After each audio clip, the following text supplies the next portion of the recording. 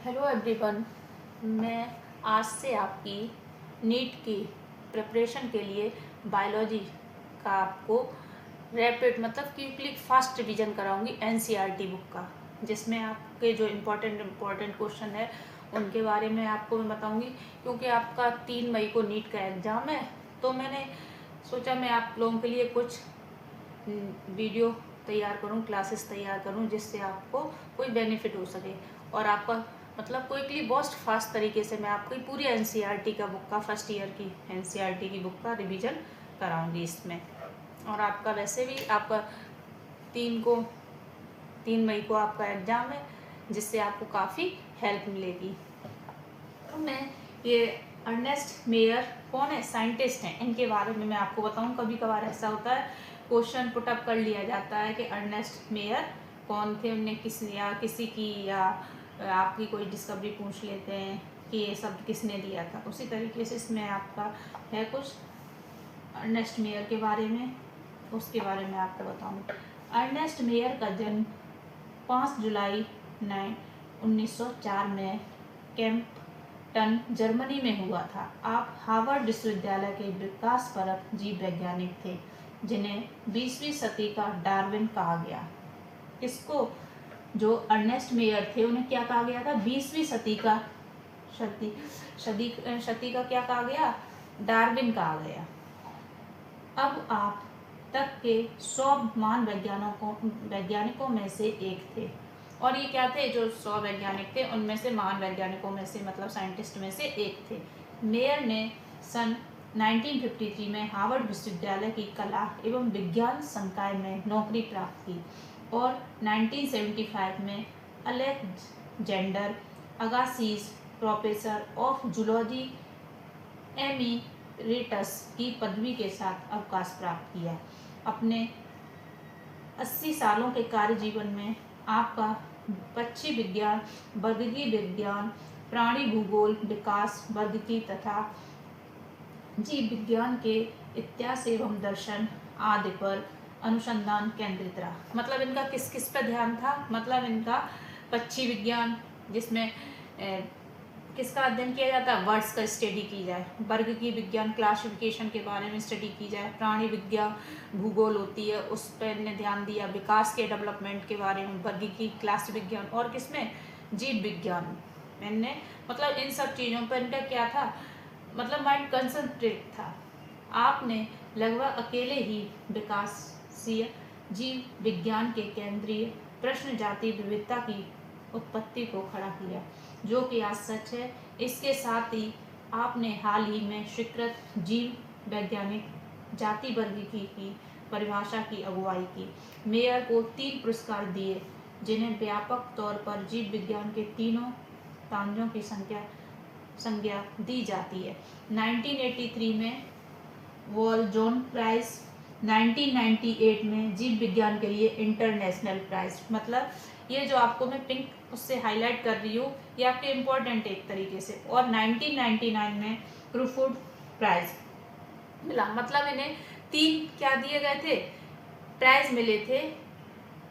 क्यों मिले थे, क्योंकि इन्होंने जो जाति वर्ग की विज्ञान है उस पर इन्हें क्या किया था, काफ़ी अच्छा वर्क किया था। मेयर ने 100 वर्ष की आयु में सन 2004 को, मतलब इनकी जो डेथ थी वो मतलब पूरे 100 ईयर ये जीवित रहे थे, और 2004 में क्या हो गया, इनकी डेथ हो गई। अब मैं आपको यहाँ से चैप्टर के बारे में बताऊंगी आपको। इसमें क्या है, जीव क्या ऑर्गेनिज्म क्या है, जीव जगत में विविधता, वर्ग की सब वर्ग की सहायता साधन, इस चीज़ के बारे में आपको इसमें पढ़ाऊंगी। ये पैराग्राफ आपका कोई मतलब इसमें इस पैराग्राफ से कोई भी क्वेश्चन पुटअप होगा नहीं, इसलिए मैं इस पैराग्राफ की स्टडी आपको नहीं कराऊंगी। अब मैं आपको यहाँ से कराऊंगी कि जीव क्या है। जो इम्पोर्टेंट होगा मैं उसको हाईलाइट करती जाऊंगी, आप ध्यान देना। जब हम जीवन को परिभाषित करने का प्रयत्न करते हैं, तब हम प्राय जीवों के सुस्पष्ट अवलक्षणों को देखते हैं। वृद्धि, जनन, पर्यावरण के प्रति संवेदना का पता लगाना और उसके अनुकूल क्रिया करना, ये सब हमारे मस्तिष्क के तुरंत आते हैं कि ये अद्भुत लक्षण जीवों के हैं। आप इस सूची में उपापचय, स्वयं की प्रतिलिपि बनाना, स्वयं को संगठित करना, प्रतिक्रिया करना और उद्गमन आदि को भी जोड़ सकते हैं। आओ अब हम इसको किससे एक्सप्लेन करके मतलब विस्तार से समझने का प्रयास करते हैं। इस पैराग्राफ में भी आपका कोई भी ऐसा इम्पोर्टेंट नहीं है क्वेश्चन।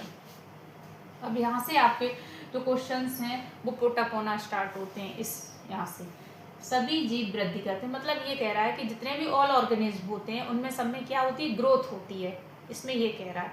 तो आपसे क्वेश्चन पूछ सकता है क्या सभी जीव ग्रोथ करते हैं, तो आपको उसमें स्टेटमेंट के रूप में कुछ दिया होगा, तो उस तरीके से आपको क्वेश्चन पुट अप किया होगा, तो उसमें आपको पता होना चाहिए। जीवों के भार तथा संख्या में वृद्धि होना, ये दोनों वृद्धि के द्वियुग्मी अभिलक्षण है। बहुकोशिका जीव कोशिका विभाजन द्वारा वृद्धि करते हैं। मतलब क्या है, जो मल्टी सेल्यूलर होते हैं, मल्टी सेल्यूलर जो ऑर्गेनिज्म होते हैं वो किसी कोशिका विभाजन द्वारा मतलब सेल डिवीजन के द्वारा क्या करते हैं, ग्रोथ करते हैं। पौधों में यह वृद्धि जीवन पर्यंत कोशिका विभाजन द्वारा संपन्न होती रहती है। इसी तरीके से मतलब जो प्लांट्स होते हैं उनमें भी ग्रोथ कैसे होती है, सेल डिवीजन के द्वारा होती है। प्राणियों में यह वृद्धि कुछ आयु तक होती है, मतलब जो हम लोग हैं जैसे प्राणियों में मतलब जितने भी ऑल लिविंग थिंग्स हैं, जैसे मनुष्य है, ह्यूमन है, आपका एनिमल्स है, इनमें क्या है कुछ समय तक ही क्या होती है, ग्रोथ होती है, और एक समय के बाद क्या होती है, एक टाइम के बाद क्या होती है, ग्रोथ रुक जाती है। लेकिन कोशिका विभाजन विशिष्ट ऊतकों में होता है, मतलब जो सेल डिवीजन होता है कुछ स्पेशल टिश्यूज होते हैं उनमें ही होता है, ताकि विलुप्त कोशिकाओं के स्थान पर नई कोशिकाएं आ सकें। जब क्या होगा, कोई भी कोशिकाएं होंगी वो क्या होंगी, धीरे से अगर क्या होगी, विलुप्त होंगी, तो उनकी जगह पर क्या होगी, नई सेल्स आएंगी। एक कोशिका जीव भी कोशिका विभाजन द्वारा वृद्धि करते हैं, मतलब जो यूनिसेल्युलर ऑर्गेनिज्म होते हैं वो भी किसके, सेल डिवीजन के द्वारा ग्रोथ करते हैं। तो यूनिसेल्युलर है वो किसके द्वारा ग्रोथ करते हैं, सेल डिवीजन के ही द्वारा।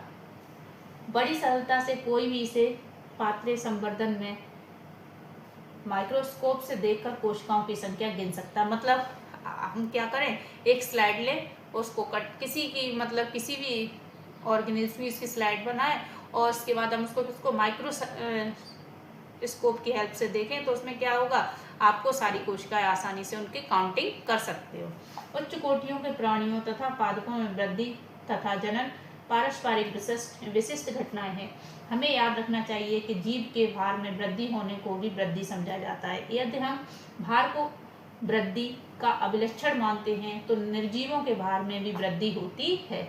पर्वत, गोलासन तथा रेत के टीले भी वृद्धि करते हैं, लेकिन निर्जीवों में इस प्रकार की वृद्धि उनकी सतह पर पदार्थों के एकत्र होने के कारण होती है। जीवों में यह वृद्धि अंदर की ओर से होती है, इसलिए वृद्धि को जीवों का एक विशिष्ट गुण नहीं मान सकते हैं। जीवों में यह लक्षण जिन परिस्थितियों में परिलक्षित होता है उनका विवेचना करके ही यह समझना चाहिए कि यह जीव तंत्र के लक्षण हैं। जो आपके इसमें इम्पोर्टेंट है मैं उसको हाईलाइट करूंगी, और उसके बाद जो इम्पोर्टेंट है वहाँ थोड़ा मैं स्लोली होके समझाऊंगी, जो इम्पोर्टेंट नहीं है उसको मैं फास्टली आपको कराती जाऊंगी, जिससे आपका जल्दी से जल्दी क्या हो जाए, रिवीजन हो जाए पूरी एनसीईआरटी की फर्स्ट ईयर की बुक का। इस प्रकार जनन भी जीवों का विलक्षण है। अब इसमें क्या कह रहा है, जो रिप्रोडक्टिव सिस्टम है वो भी क्या है, और ऑर्गेनिज्म का क्या है, करैक्टर है। वृद्धि के संदर्भ में इस तथ्य की व्याख्या हो जाती है। बहुकोशिक जीवों में जनन क्या कह रहा है, बहुकोशिक मतलब मल्टी सेल्यूलर जो ऑर्गेनिज्म होते हैं उनमें जो रिप्रोडक्शन है उसका अर्थ क्या है, अपनी संतति उत्पन्न करना, मतलब अपनी ही जैसी क्या संतान को उत्पन्न करना। ये जीवों का क्या है, मेन कैरेक्टर है, जिसके अभिलक्षण लगभग उसे अपने माता पिता से मिलते हैं। किससे मिलते हैं, जैसे हम लोगों के कैरेक्टर किससे, हमारे जो पेरेंट्स हैं उनसे मिलते हैं। ये क्या है, जेनेटिक कैरेक्टर है, जो हमारे किससे, पूर्वजों से, या फिर हमारे जो हम लोगों के पेरेंट्स होते हैं उनसे हमारे क्या होते हैं, कैरेक्टर मिलते हैं कि नहीं मिलते हैं। उसी तरीके से इसमें कहा गया है कि बहुकोशिक जीवों में जनन का अर्थ अपनी संतति उत्पन्न करना, जिसके अभिलक्षण लगभग उसे अपने माता पिता से मिलते हैं। ये मैंने इसमें आपको बताया है। निर्विवाद रूप से हम लैंगिक जनन के विषय में चर्चा कर रहे हैं। कौन से जनन के, उसमें कौन से रिप्रोडक्शन के बारे में, सेक्सुअल रिप्रोडक्शन के बारे में हम इसमें क्या करेंगे, इस पे इसी टॉपिक पे सेक्सुअल रिप्रोडक्शन के बारे में हम क्या करेंगे, डिस्कस करेंगे। जीव अलैंगिक जनन भी करते हैं, मतलब कुछ जीव ऐसे होते हैं जो अलैंगिक जनन भी करते हैं। फंजाई लाखों अलैंगिक बीजाणुओं द्वारा गुणन करती है। जो फंजाई है वो किस, ये आपका क्वेश्चन पूछा जा सकता है, यहाँ पे पुटअप हो सकता है कि फंजाई में कौन सा जनन होता है, कौन किस तरह का रिप्रोडक्शन होता है। तो आपको क्या बताना, फंजाई लाखों अलैंगिक बीजाणुओं का गुणन करती है। इसका करती है, जो कवक है वो लाखों अलैंगिक बीजाणुओं द्वारा गुणन करती है और सरलता से फैल जाती है।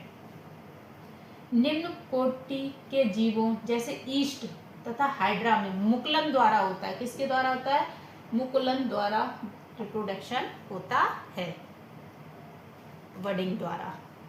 किसके द्वारा होता है, मुकुलन मतलब बर्डिंग द्वारा इसमें रिप्रोडक्शन होता है। किसमें, आपका ईस्ट द्वारा, वो ईस्ट में और किसमें, हाइड्रा में। ठीक। प्लेनेरिया, जिसे हम क्या कहते हैं, प्लेनेरिया को चपटा कृमि भी कहते हैं, वास्तविक पुनर्जनन होता है, अर्थात एक खंडित जीव अपने शरीर के लुप्त अंग को पुनः प्राप्त कर लेता है। मतलब जैसे प्लेनेरिया है, क्या हुआ, उसका जीव क्या हुआ, खंडित हुआ, और उसी खंडित से होकर वो क्या करता है, फिर से दोबारा से क्या कर लेता है, जन्म ले लेता है, उसको जीवित कर लेता है और इस प्रकार एक नया जीव बन जाता है। और क्या होता है, जब वो जीवित होगा तो क्या हो, एक नया ही तो जीव बनेगा उसमें। फंजाई तंतुमयी शैवाल मौस का प्रथम तंतु सभी विखंडन द्वारा गुणन करते हैं। जैसे मैंने इस बुक पे कुछ कुछ इम्पोर्टेंट भी लगा रखे हैं, ये आपके लिए बहुत ही इम्पोर्टेंट है, तो इन लाइंस को आप ध्यान से पढ़िए। जब हम एक कोश की मतलब यूनिसेल्युलर ऑर्गेनिज्म की बात करते हैं, जैसे बैक्टीरिया है, अमीबा है, ठीक, उसके बाद कुछ शैवाल है आपके, एल्गी, और तो हम तो एक कोश की जीवों जैसे क्या क्या, जीवाणु जिसे बैक्टीरिया बोलते हैं, एक कोश की शैवाल तथा अमीबा के विषय में चर्चा करते हैं। तो जनन की वृद्धि पर्यायवाची है, अर्थात कोशिकाओं की संख्या में वृद्धि होती है। ये क्या करते हैं, मतलब आपको पता होगा जो अमीबा होते हैं इनमें कैसा होता है, बाइनरी फिशन होता है। हम पहले की कोशिकाओं की संख्या अथवा भार में वृद्धि होने को वृद्धि के रूप में परिभाषित कर चुके हैं। अब तक हमने देखा कि एक कोशिक जीवों में वृद्धि तथा जनन इन दोनों शब्दों के उपयोग के विषय में सुस्पष्ट नहीं है। कुछ ऐसे भी जीव हैं जो जनन नहीं करते, जैसे अब देखो इसमें कुछ बताया, कुछ ऐसे भी ऑर्गेनिज्म हैं जो क्या नहीं करते, रिप्रोडक्शन नहीं करते, जैसे खेसर या खच्चर, बंद कामगार मधुमक्खी, अनुबर मानव युगल आदि। इस प्रकार जनन भी जीवों का समग्र विशिष्ट लक्षण नहीं हो सकता। यद्यपि कोई भी निर्जीव वस्तु जनन अथवा अपनी प्रतिलिपि बनाने में असक्षम है।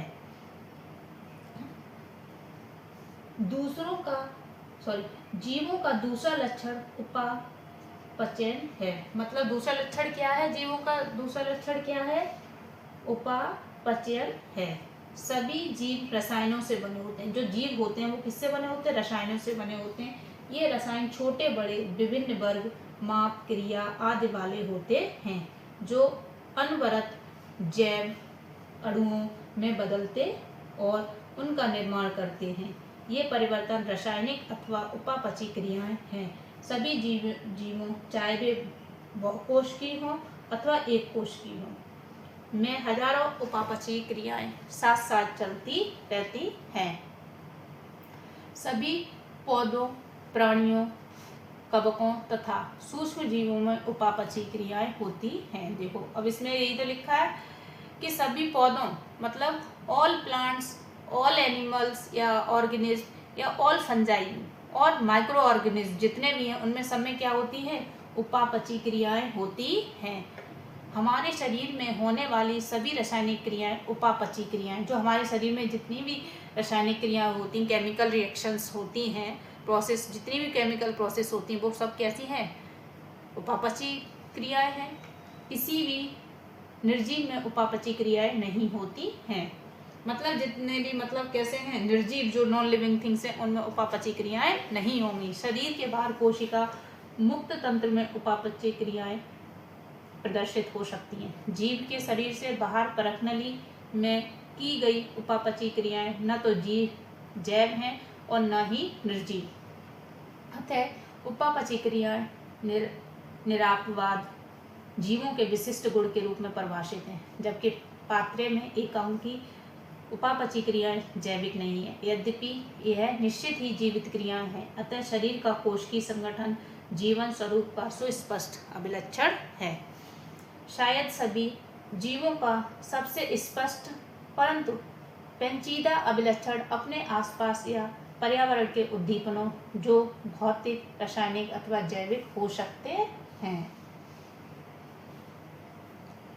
अब आपके इसमें ऐसा कुछ भी इम्पोर्टेंट नहीं है इस पेज पे जो मैं आपको बताऊं जिसके बारे में।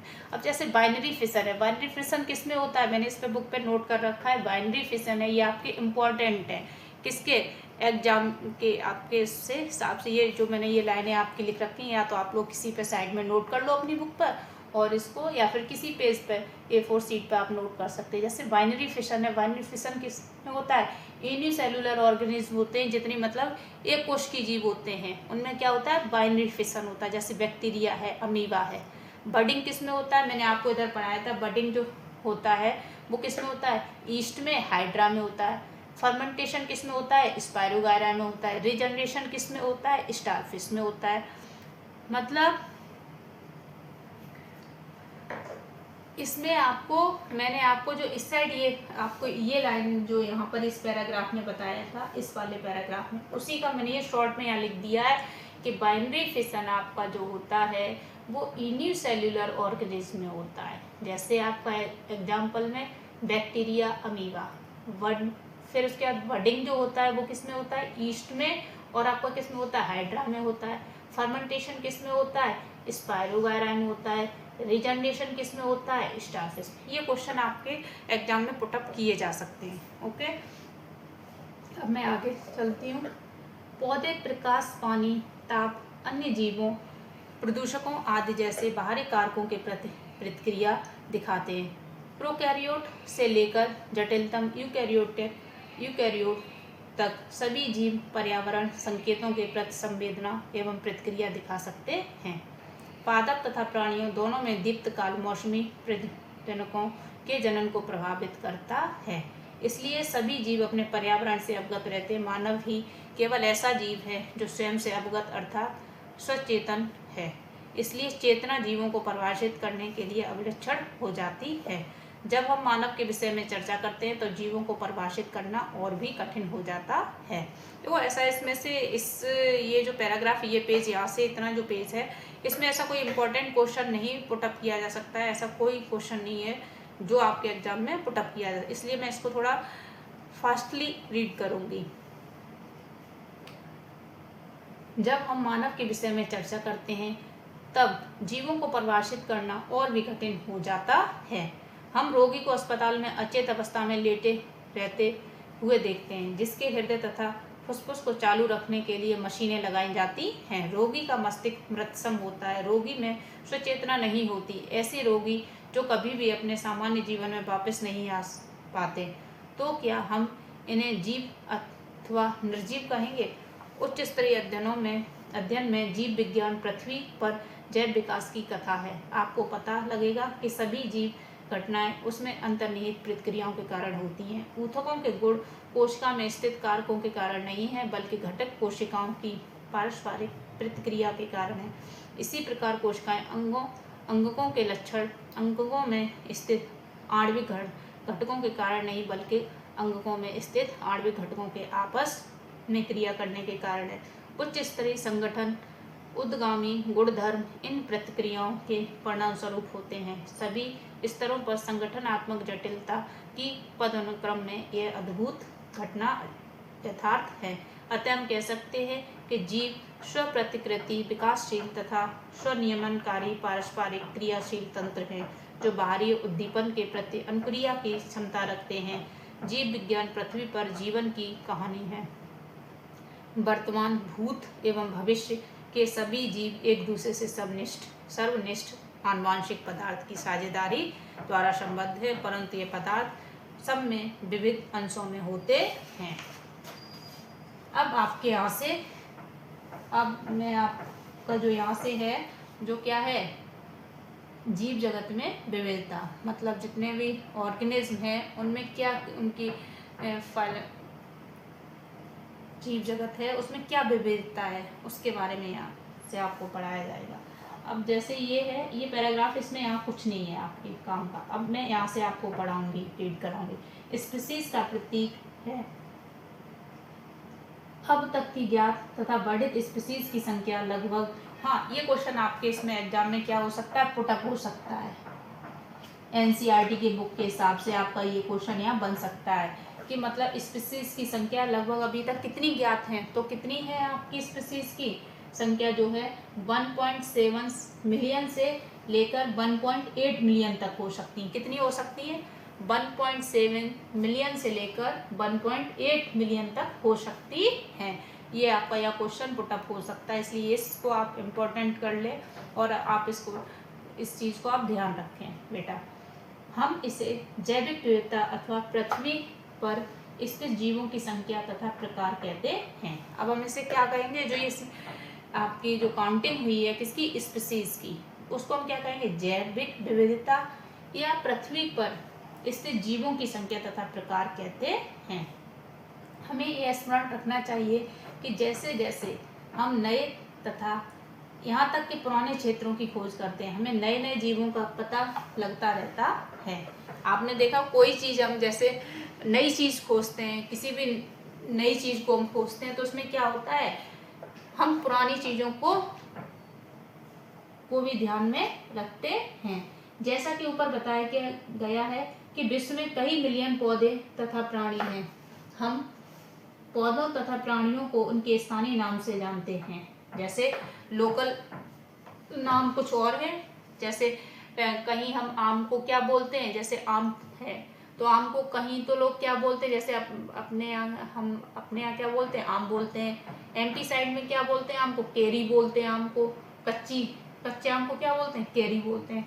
उसी तरीके से इसमें ये कहा गया है कि स्थानीय नाम से जानते हैं। जैसे हम यहाँ रह रहे हैं, हाँ, तो हम उसको क्या स्थानीय नाम से जानते हैं कि यहाँ का स्थानीय नाम इस पौधे का या इस प्राणी का क्या है। ये स्थानीय नाम एक ही देश के विभिन्न स्थानों के अनुसार बदलते रहते हैं। जैसे अलग अलग स्टेट के हैं तो अलग अलग स्टेट में अलग अलग नामों से उन चीज़ों को जाना जाता है। यदि हमने कोई ऐसी विधि नहीं निकाली जिसके द्वारा हम किसी जीव के विषय में चर्चा कर सकें तो शायद इससे भ्रमकारी स्थिति पैदा हो सकती है। प्रत्येक जीव का एक मानक नाम होता है जिससे वह उसी नाम से सारे विश्व में जाना जाता है। मतलब कोई भी जीव हुआ उसका एक नाम डिफाइन करके रख दिया गया है जिससे पूरे सारे मतलब ऑल ओवर वर्ल्ड में एक ही नाम से जाना जाए। इस प्रक्रिया को नाम पद्धति कहते हैं। क्या कहते हैं हम इस प्रक्रिया को, मतलब प्रत्येक जीव का हमने क्या रखा है, मानक नाम होता है जिससे वह उसी नाम से पूरे विश्व में ऑल ओवर वर्ल्ड में जाना जाए। इस प्रक्रिया को, इस प्रोसेस को क्या कहते हैं, नाम पद्धति कहते हैं। स्पष्टतः नाम पद्धति तभी संभव है जब जीवों का वर्णन सही हो। मतलब हम नाम पद्धति भी जब ही कर सकते हैं जब जीवों का वर्णन क्या हो, बिल्कुल राइट हो। तब हम ये जानते हैं कि यह नाम किस जीव का है, इसे पहचानना कहते हैं। मतलब कोई हमने नाम रखा और हम उसको पहचान लें कि ये नाम किस जीव का, तो उसको हम क्या कहते हैं, पहचानना कहते हैं। अध्ययन को सरल करने के लिए अनेक वैज्ञानिकों ने, मतलब अब हम किसके, प्लांट के और एनिमल की स्टडी करने को हम किसमें सरल बनाने के लिए, सिंपल बनाने के लिए जो साइंटिस्ट थे उनने क्या किया, उन्होंने क्या किया, कुछ चीज़ों को सिंपल बनाया, जीव को वैज्ञानिक नाम देने की प्रक्रिया बनाई। मतलब कोई भी प्लांट है या एनिमल है, उसको क्या देंगे, हम एक नाम देंगे। इस प्रक्रिया को विश्व में सभी जीव वैज्ञानिकों ने स्वीकार किया, और जो ये प्रक्रिया बनाई, इस प्रक्रिया को मतलब ऑल ओवर वर्ल्ड के जितने भी साइंटिस्ट थे, उन सब ने क्या किया, एक्सेप्ट किया कि हाँ, हम अगर आपने ये प्रक्रिया बनाई है तो हम इस प्रक्रिया का क्या करेंगे, रूल्स को, इस प्रक्रिया के जो रूल्स हैं उसको हम क्या करेंगे, फॉलो करेंगे। पौधों के लिए वैज्ञानिक नाम का आधार सर्वमान्य नियम तथा कसौटी है, जिनको international code of botanical nomenclature में दिया गया है। मतलब जिसमें हम पौधों का क्या करेंगे, पौधों का जिसमें हम अध्ययन करेंगे उसका क्या क्या है, किसके अंतर्गत किया गया, पौधों को ICBN। इसको आप इम्पोर्टेंट इस लाइन को डाल लीजिए, क्योंकि ये फुल फॉर्म पूछी जा सकती है कि ICBN की फुल फॉर्म क्या है, कि हम पौधों का अध्ययन किसके द्वारा, किस में रखा गया है, पौधों का अध्ययन किसके द्वारा करते हैं, तो international code of botanical nomenclature. Botanical आया तो इसमें बॉटेनिकल में क्या आता है, मतलब जैसे हम कहते हैं स्टडी ऑफ प्लांट, तो हम किसके द्वारा, किसके अंतर्गत प्लांटों का अध्ययन करते हैं, बॉटनी के अंतर्गत। उसी तरीके से तो इसमें बॉटनिकल शब्द आया है, तो इस बॉटनिकल वर्ड से हम समझ सकते हैं कि इसके अंतर्गत हम किसका अध्ययन कर रहे हैं, पौधों का अध्ययन कर रहे हैं, प्लांट्स का अध्ययन कर रहे हैं। आप पूछ सकते हैं कि प्राणियों का नामकरण कैसे किया जाता है।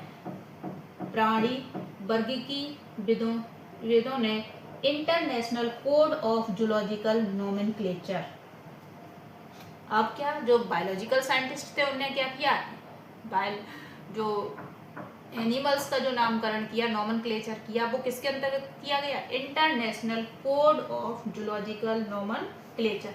ये दोनों ही फुल फॉर्म आपकी जो है एब्रिविएशन है, क्या है, इम्पोर्टेंट है, ये आपके पेपर में पुटअप किया जा सकता है कि ICBN की फुल फॉर्म या फिर कहें ICZN की फुल फॉर्म, दोनों फुल फॉर्म आपसे पूछी जा सकती हैं।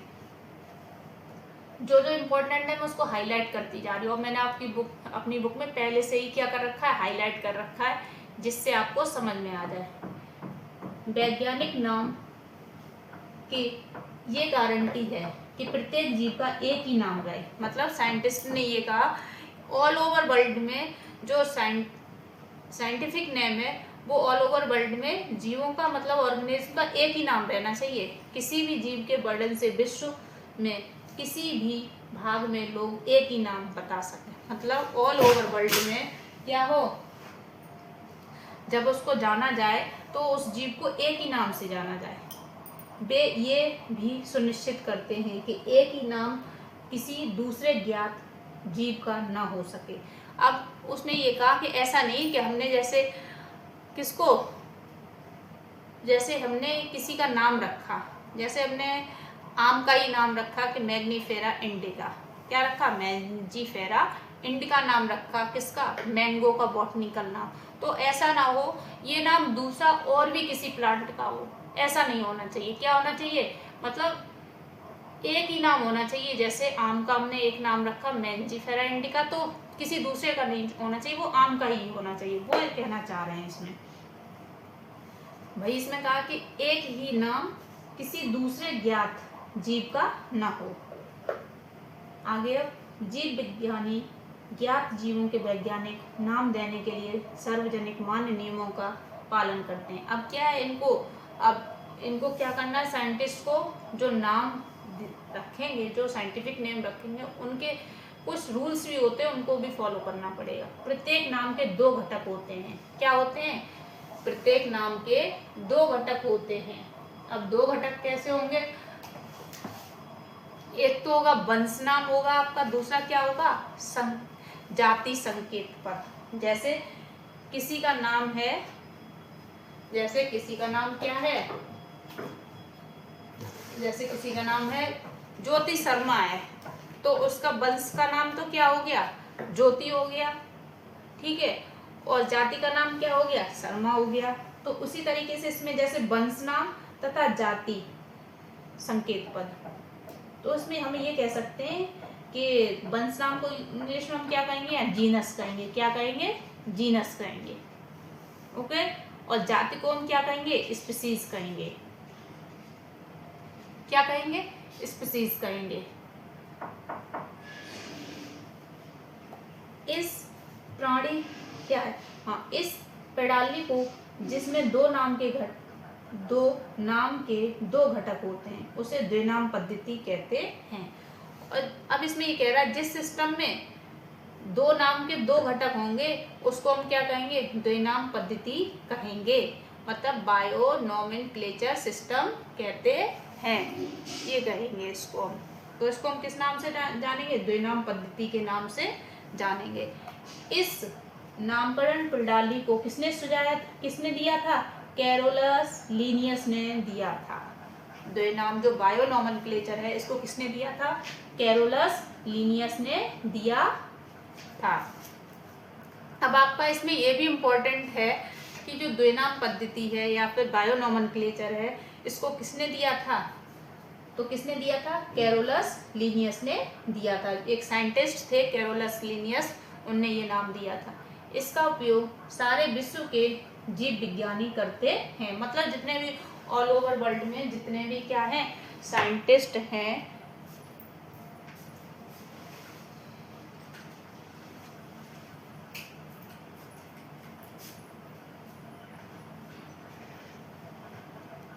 अब क्या इसमें कह रहा है, इसका उपयोग सारे विश्व के जीव विज्ञानी करते हैं, मतलब जितने भी ऑल ओवर वर्ल्ड में जितने भी साइंटिस्ट हैं वो इसमें क्या करते हैं, इसका सब उपयोग करते हैं। दो शब्दों वाली नामकरण प्रणाली बहुत सुविधाजनक है। अब जो ये नोमेनक्लेचर, बायोनोमियल नोमेनक्लेचर जो नाम रखा गया है, दो इन शब्दों वाली जो नामकरण प्रणाली रखी, कैसी है, बहुत ही सुविधाजनक है, मतलब सरल है।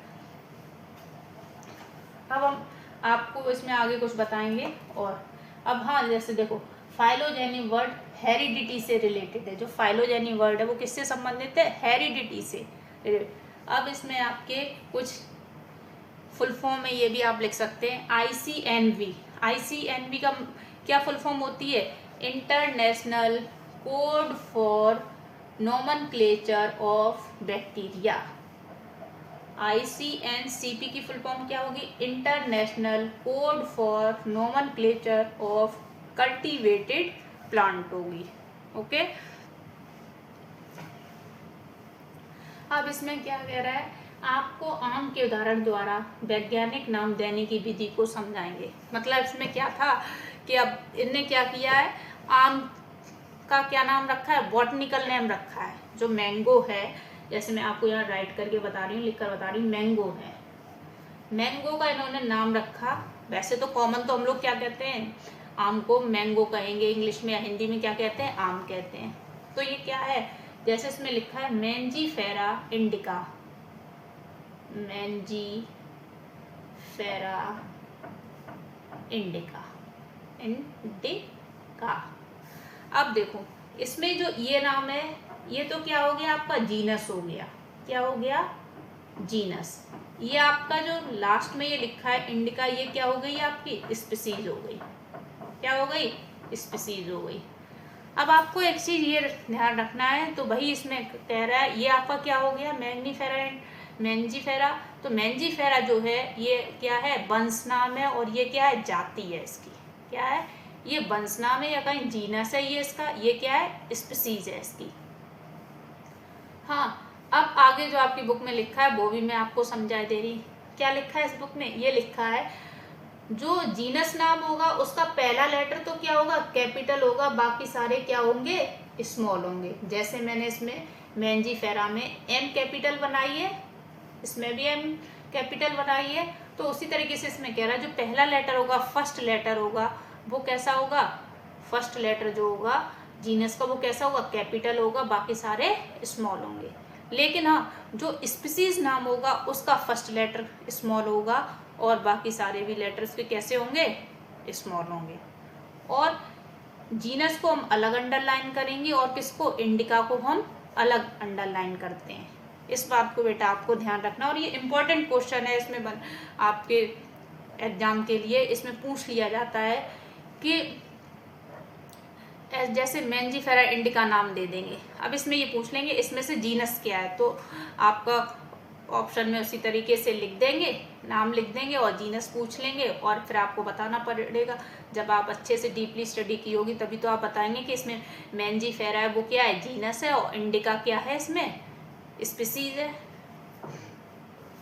ये आपका ये जो लाइन है इसमें आपकी बुक में मैंजीफेरा इंडिका, या फिर ये भी पूछ लेंगे मैंगो का बॉटनिकल नेम बताओ, तो आपको याद होगा तभी तो आपकी जो एनसीईआरटी में है, इस बुक में है, फर्स्ट ईयर इंटर वाली जो एनसीईआरटी में बुक में है, इसको आपको बहुत ही डीपली स्टडी से, बहुत ही ध्यान से एक एक लाइन को, जो इम्पोर्टेंट लाइन है उसको अच्छे से स्टडी करना है, क्योंकि सबसे ज़्यादा जो क्वेश्चन पुटअप होते हैं वो कहाँ से होते हैं, आपके एनसीईआरटी बुक से नीट के क्वेश्चन पुटअप होते हैं। तो इसलिए आपको इसको बहुत ही ध्यान से पढ़ना है। तब आप ये देख सकते हैं कि यह नाम कैसे द्विपद है। इस नाम में मैंजीफेरा वंश नाम है। जो मैंने अभी आपको बताया, जो मैंजीफेरा है वो क्या है, जीनस नाम है, जबकि इंडिका एक विशिष्ट स्पीसीज है। जो इंडिका वो है वो क्या है, स्पीसीज का नाम है अथवा जाति संकेत पद है। नाम पद्धति के अन्य सार्वजनिक नियम निम्नलिखित हैं। अब जो नॉमनक्लेचर हुआ, जो बायोनोमियल नॉमनक्लेचर हुआ, उसके कुछ क्या है, रूल्स भी हैं जिनको फॉलो करना आना चाहिए सभी को। जैविक नाम प्राय लैटिन भाषा में होते हैं। जो बुक में होते हैं जो जैविक नाम वो कैसे होते हैं, लैटिन भाषा में होते हैं और तिरछे अक्षरों में लिखे होते जाते हैं। मतलब कैसे अक्षरों में लिखे जाते हैं, तिरछे अक्षरों में लिखे जाते हैं। इनका उद्भव चाहे कहीं से भी हुआ हो, इन्हें लैटिनीकरण अथवा इन्हें लैटिन भाषा का व्युत्पन्न समझा जाता है। मतलब ये कह रहे हैं कि ऑल ओवर वर्ल्ड में इनका नाम चाहे कहीं से भी रखा गया हो, किसी भी देश से रखा गया हो, लेकिन जो इनका नामकरण होगा वो कौन सी भाषा में होगा, लैटिन भाषा में ही होगा। जैविक नाम पहला शब्द वंश नाम होता है। जो मैंने आपको बताया था, जो जैविक नाम जैसे मैंगो का नाम है मैंजीफेरा इंडिका, तो मैंने क्या बताया था, वो पहला नाम किसका होता है, जीनस का होता है। भाई इसमें लिखा है कि पहला शब्द वंश नाम होता है, जबकि दूसरा कैसा होता है, जाति संकेत पद होता है। जाति मतलब स्पीसीज होता है, जो ये मैंने आपको लिख के इसमें दिखाया था। जैविक नाम को जब हम हाथ से लिखते हैं तब दोनों शब्दों को अलग अलग रेखांकित अथवा छपाई में तिरछा लिखना चाहिए। यह रेखांकन उनके लैटिन उद्भव को दिखाता है। जो मैंने अभी आपको बताया था कि जब हम ये जैविक नाम लिखते हैं, जब अपने हाथ से लिखते हैं तो क्या लिखते हैं, अलग अलग रेखांकित करते हैं। जो मैंने आपको बताया था, अलग अलग इनको अंडरलाइन करते हैं। और जब हम लिखेंगे, जब हम इसकी प्रिंट निकालेंगे, लिखते हैं तो हमें कैसा लिखना चाहिए, तो इसमें क्या क्या कह रहा है, मतलब तिरछा लिखना चाहिए, थोड़ा इस तरीके से। जैसे ये मैंने ऐसे लिखा तो ऐसे करके ये ऐसे में आना चाहिए, तिरछे में आना चाहिए।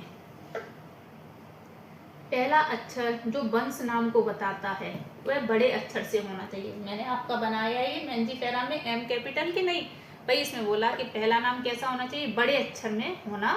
पहला अक्षर कैसा होना चाहिए, बड़े अक्षर में होना चाहिए, जबकि जाति संकेत पद में छोटा अक्षर होना चाहिए। मैंजीफेरा इंडिका के उदाहरण से इसकी व्याख्या कर सकते हैं।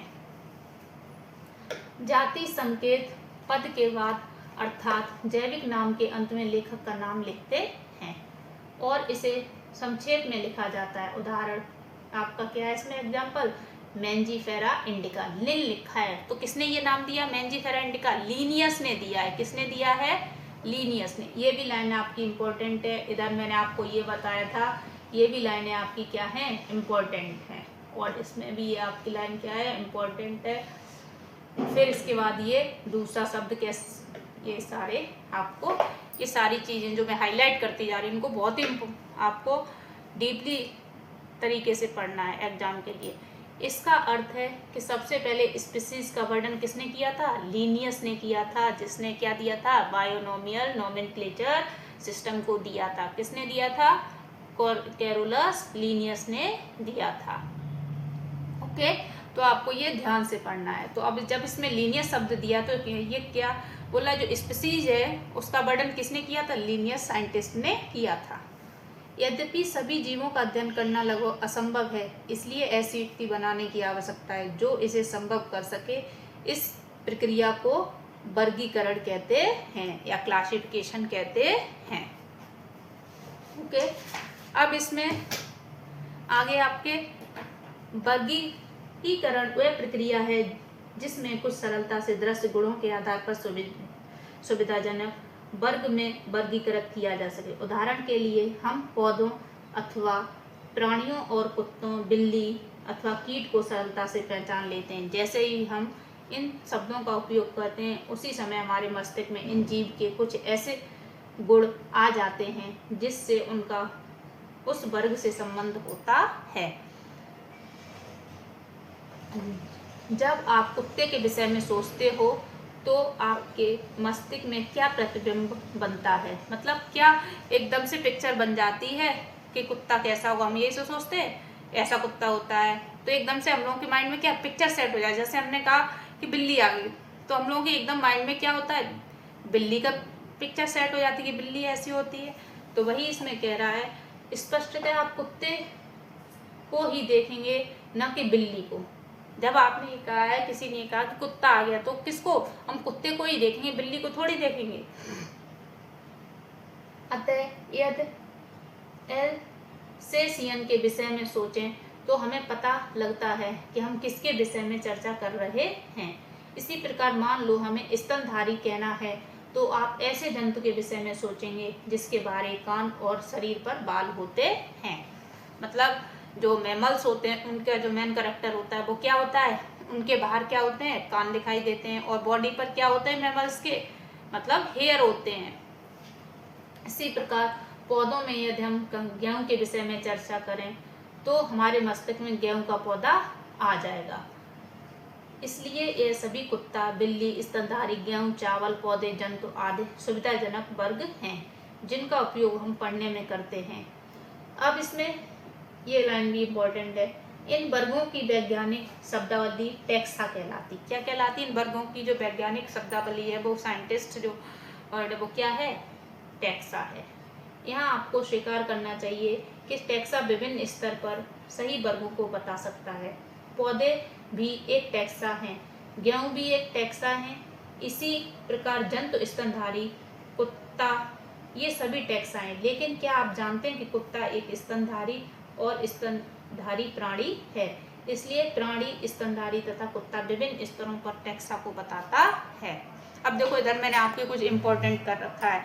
जो आपका सिस्टमेटिक जो आपका हुआ था, वर्गीकरण हुआ था इसका, तो वो किसको ध्यान में रखते हुए जो इसमें ये बनी थी, ये ICBN बनी थी और ICZN बनी थी, तो उसको इन 4 चीज़ों को ध्यान में रखते हुए वर्गीकरण किया गया था। एक तो करेक्टराइजेशन क्या होना चाहिए, आइडेंटिफिकेशन किया, उसका आइडेंटिफिकेशन में क्या क्या होना, नॉमेनक्लेचर किया, फिर उसका क्लासिफिकेशन किया। मतलब ये 4 वर्ड क्या हैं, करेक्टराइजेशन, आइडेंटिफिकेशन और क्या है, नॉमेनक्लेचर, क्लासिफिकेशन। ये आपके चारों वर्ड इम्पोर्टेंट, ये पूछ लिए जाते हैं या फिर आपको ये सीक्वेंस में लगाने में आ जाएंगे या फिर पूछ लेते हैं सिस्टमेटिक में से इनमें से क्या यूज़ किया गया था या क्या यूज़ नहीं किया गया था, एक कोई और नाम दे देंगे। अब इसमें बाइनोमियल नॉमेनक्लेचर किसने दिया था ये वर्ड, कैरोलस लीनियस ने दिया था। कैरोलस लीनियस को क्या कहते हैं, फादर ऑफ बाइनोमियल नॉमेनक्लेचर कहते हैं। अब कैरोलस लीनियस की एक कुछ किताबें हैं, जैसे 1758 में सिस्टमा नेचुरी लिखी गई थी, सिस्टमा नेचुरी में। ओके, फिर उसके बाद इसमें नेचुरल किसका वो किया गया था, एनिमल की स्टडी, सिस्टमा प्लांटेरम लिखी गई थी, इसमें प्लांट का किया गया था।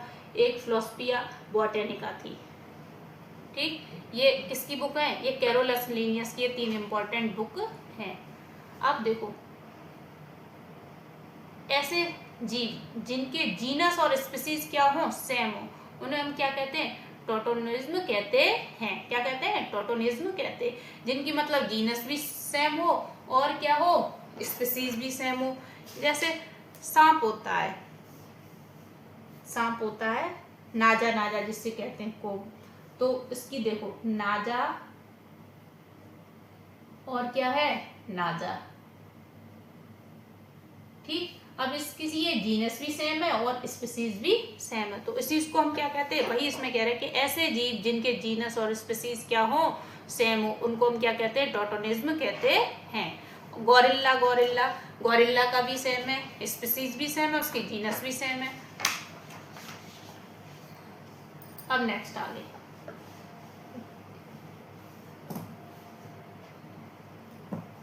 अब जो मैंने आपको पीछे बताया था उसी को आगे। इसलिए गुणों के आधार पर सभी जीवों को विभिन्न टैक्सा में वर्गीकृत कर सकते हैं। गुण जैसे प्रकार, रचना, कोशिका की रचना, विकास की परिक्रम तथा जीव की परिस्थिति की सूचनाएं आवश्यक हैं और ये आधुनिक वर्गीकरण अध्ययन के आधार हैं। इसलिए विशेषीकरण, पहचान, वर्गीकरण तथा नाम पद्धति आदि ऐसे परिक्रम हैं जो वर्गीकी के आधार पर हैं। जो मैंने आपको पीछे बताया था, अभी मैं आपको बता रही थी, उसी के बारे में इसमें बताया गया। मतलब विशेषीकरण जो मैंने आपको ये बताया था यहाँ पर, ये मतलब कैरेक्टराइजेशन, मतलब उनका इम्पोर्टेंट कैरेक्टर क्या है, जो जिस ऑर्गेनिज्म के बारे में पढ़ रहे हैं उसका इम्पोर्टेंट कैरेक्टर क्या है, आइडेंटिफिकेशन क्या है, नॉमेनक्लेचर क्या है, क्लासिफिकेशन क्या है, वही ये हिंदी में लिखा है कि विशेषीकरण, पहचान, वर्गीकरण और क्या, नाम पद्धति। इसी को हम क्या कहते हैं, वर्गीकरण विज्ञान के आधार पर है, ये वर्गीकी कहते हैं। वर्गीकी कोई भी नई नहीं है, मानव सदैव विभिन्न प्रकार के जीवों के विषय में अधिकाधिक जानने का प्रयत्न करता रहता है। जो मानव है वो क्या करता है, जीवों के बारे में, मतलब ऑर्गेनिज्म के बारे में अधिक से अधिक जानने का क्या करता रहता है, प्रयास करता रहता है। विशेष रूप से उनके विषय में जो उनके लिए अधिक उपयोगी थे। आदि मानव को अपनी मूलभूत आवश्यकताओं जैसे भोजन, कपड़े तथा आश्रय के लिए नए नए स्रोत खोजने पड़ते थे। इसलिए विभिन्न जीवों के वर्गीकरण का आधार उपयोग पर आधारित था। काफी समय से मानव विभिन्न प्रकार के जीवों के विषय में जानने और उनकी विविधता सहित उनके संबंध में रुचि लेता रहा है। अध्ययन की इस शाखा को वर्गीकरण कहते हैं और जिसके अंतर्गत इन सब का अध्ययन किया जाता है उसको क्या कहते हैं, वर्गीकरण पद्धति कहते हैं, सिस्टमैटिक सिस्टम कहते हैं। अब इसमें ये भी इम्पोर्टेंट है, सिस्टमैटिक शब्द लैटिन शब्द सिस्टमा से आया है। किससे आया, जो सिस्टमैटिक शब्द है ये लैटिन भाषा के सिस्टेमा से आया हुआ है, जिसका अर्थ क्या है, जीवों की नियमित व्यवस्था। लिनियस ने अपने पब्लिकेशन का टाइटल सिस्टमा नेचर चुना। क्या ने चुना था, पब्लिकेशन का जो टाइटल था वो क्या चुना था, सिस्टमा नेचर। जो मैंने आपको यहाँ ये बताया था, ये सिस्टमा नेचर बताया था, ये किसने चुना था, लिनियस ने टाइटल चुना था। वर्गीकरण पद्धति में पहचान, नाम पद्धति तथा वर्गीकरण को शामिल करके इसके क्षेत्र को बढ़ा दिया गया है। वर्गीकरण पद्धति में जीवों के विकासीय संबंध का भी ध्यान रखा गया है। अब इसी तरीके से आगे अब किसके बारे में, वर्गीकी सवर्ग। वर्गीकरण एकल सोपान परिक्रम नहीं है, बल्कि इसमें पद अनुक्रम सोपान होते हैं, जिसमें प्रत्येक सोपान पद अथवा वर्ग को प्रदर्शित करता है। चूंकि सवर्ग समस्त वर्ग की व्यवस्था है, इसलिए इसे वर्गीकी सवर्ग कहते हैं। और तभी सारे सवर्ग मिलके वर्गीकी अनुक्रम बनाते हैं। क्या बनाते हैं, सारे संवर्ग मिलकर वर्गीकी पद अनुक्रम बनाते हैं। प्रत्येक संवर्ग वर्गीकरण की एक इकाई को प्रदर्शित, मतलब जितने भी ये हैं संवर्ग हैं वो क्या करते हैं, वर्गीकरण के क्या करते हैं, इकाई को प्रदर्शित करते हैं, डिनोट करते हैं। वास्तव में यह एक पद को दिखाता है और इसे प्राय टैक्सोन कहते हैं। क्या कहते हैं, वर्गक कहते हैं, टैक्सोन कहते हैं। वर्गीकी सवर्ग तथा पद अनुक्रम का वर्णन एक उदाहरण द्वारा कर सकते हैं। कीट जीवों के एक वर्ग को दिखाता है जिसमें एक समान गुण जैसे 3 जोड़ी क्या होते हैं, उसमें टांगे होती हैं या संधिपाद होते हैं। इसका अर्थ है कि कीट स्वीकार्य सुस्पष्ट जीव है जिसका वर्गीकरण किया जा सकता है। इसलिए इसे एक पद अथवा संवर्ग का दर्जा दिया गया। क्या आप ऐसे किसी जीवों के अन्य वर्ग का नाम बता सकते हैं? स्मरण रहे कि वर्ग संवर्ग को दिखाता है। प्रत्येक पद अथवा वर्ग वास्तव में वर्गीकरण की एक इकाई को बताता है। यह वर्ग की वर्ग संवर्ग सुस्पष्ट जैविक है, न कि केवल आकारणीय समूहन। सभी ज्ञात जीवों के वर्ग की अध्ययन से सामान्य संवर्ग जैसे जगत मतलब किंगडम, संघ, फाइलम अथवा भाग पौधों के लिए, मतलब जो ये जगत वर्ड है, किंगडम है, ये किसके एनिमल के लिए ये वर्ड यूज किया जाता है। और इसी के स्थान पर पौधों के लिए जो यूज किया जाता है, प्लांट के लिए, वो क्या किया जाता है? डिवीजन यूज किया जाता है, संघ। फाइलम वर्ग, क्लास, गर्ड, ऑर्डर, कुल, फैमिली। और वंश को इंग्लिश में क्या कहते हैं? जीनस कहते हैं। जाति को इंग्लिश में क्या कहते हैं? स्पीसीज कहते हैं। आपको ये इसी क्रम में याद होना चाहिए, लर्न होना चाहिए, क्योंकि आपको इसका मतलब सीक्वेंस लगाने के लिए पूछ लिया जाता है। पौधों तथा प्राणियों दोनों में स्पीसीज सबसे निचले संवर्ग में आती है, मतलब जो प्लांट में भी और एनिमल्स में भी जो स्पीसीज है वो कैसी आती है? सबसे नीचे की तरफ आती है। अब आप ये प्रश्न पूछ सकते हैं, किसी जीव को विभिन्न संवर्गों में कैसे रखते हैं? इसके लिए मूलभूत आवश्यकता विशिष्ट अथवा उसके वर्ग के गुणों का ज्ञान होना है। यह समान प्रकार के जीवों तथा अन्य प्रकार के जीवों में समानता तथा विभिन्नता को पहचानने में सहायता करता है। अब है आपका स्पीसीज। स्पीसीज को हम क्या कहते हैं? जाति कहते हैं। क्या कहते हैं? जाति कहते हैं स्पीसीज को। जैसे इसमें मैंने एक क्वेश्चन यहाँ पुट अप होता है कि बायोलॉजिकल कॉन्सेप्ट ऑफ स्पीसीज। जो बायोलॉजिकल कॉन्सेप्ट था ये किसने दिया था? अर्नेस्ट मेयर ने दिया था। जो मैंने जब चैप्टर ये स्टार्ट किया था उसी में अर्नेस्ट मेयर जो साइंटिस्ट थे उनके बारे में बताया था। तो वही इसमें पूछा है, जो बायोलॉजिकल कॉन्सेप्ट ऑफ स्पीसीज है ये किसने दिया था कॉन्सेप्ट? तो अर्नेस्ट मेयर ने दिया था। वर्ग की अध्ययन में जीवों के वर्ग जिसमें मौलिक समानता होती है, क्या होती है? मौलिक समानता होती है, उसे स्पीसीज कहते हैं। क्या कहते हैं? स्पीसीज कहते हैं। हम किसी भी स्पीसीज को उसमें समीपस्थ संबंधित स्पीसीज से उनके आकार की विभिन्नता के आधार पर उन्हें एक दूसरे से अलग कर सकते हैं। हम इसके लिए मैंजीफेरा इंडिका, आम, जितने भी इसमें बॉटनिकल नेम दिए हैं या जूलॉजिकल नेम दिए हैं एनिमल्स के और प्लांट्स के, इनको आपको अच्छे से लर्न करना है, क्योंकि आपको पूछ लिया जाएगा कि इनके बॉटनिकल नेम क्या है या जूलॉजिकल नेम क्या है। यहाँ से भी क्वेश्चन पुट अप हो सकता है, या फिर आपको पूरा नाम दे दिया जाएगा, जैसे मैंजीफेरा इंडिका है या फिर सोलेनम ट्यूबेरोसम है। इसमें आपको पूछ लिया जाएगा इसमें स्पीसीज क्या और जीनस क्या है। इसलिए आपको अच्छे से जो इस एनसीईआरटी बुक में जितने भी बॉटनिकल नेम या जूलॉजिकल नेम दिए गए हैं वो आपको लर्न होने चाहिए। अब इसमें हम इसके लिए मैंजीफेरा इंडिका आम, सोलेनम ट्यूबेरोसम आलू तथा पेंथरा लियो शेर के उदाहरण लेते हैं। जो शेर है उसका जूलॉजिकल नेम क्या है? पेंथरा लियो। इन सभी तीनों नामों में इंडिका, ट्यूबेरोसम तथा लियो जाति संकेत पद हैं। ये मतलब ये जो तीनों नाम हैं ये किसके नाम हैं? मतलब ये स्पीसीज हैं। इनकी क्या है? ये स्पीसीज है। जबकि पहले शब्द जो मैंजीफेरा, सोलेनम और पेंथरा ये किसके नाम है? जीनस के नाम है। आपको पता होना चाहिए इसमें क्या जीनस का नाम है और क्या आपका किसका नाम है?